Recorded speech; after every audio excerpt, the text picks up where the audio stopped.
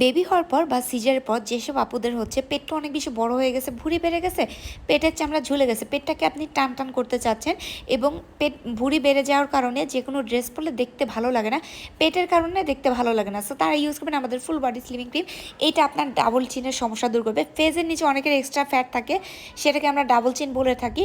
So অল্প একটু পরিমাণে ক্রিমটা নেবেন, এইভাবে করে একটু হালকা টেনে ম্যাসাজ করে, আলতো করে একটু ম্যাসাজ করে ইউজ করবেন, দ্যাটস ইট, হয়ে যাবে।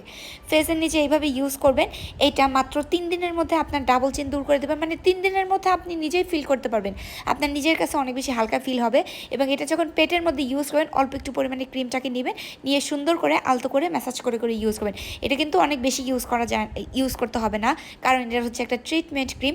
বেবি হওয়ার পর বা সিজারের পর আপনি কিন্তু তখন চাইলেই কোনো ধরনের ডায়েট অথবা এক্সারসাইজ করতে পারবেন না, সেক্ষেত্রে এই ক্রিমটাকে ইউজ করবেন, ট্রাস্ট মি, মানে নজর কাড়ার রেজাল্ট দেখতে পারবেন।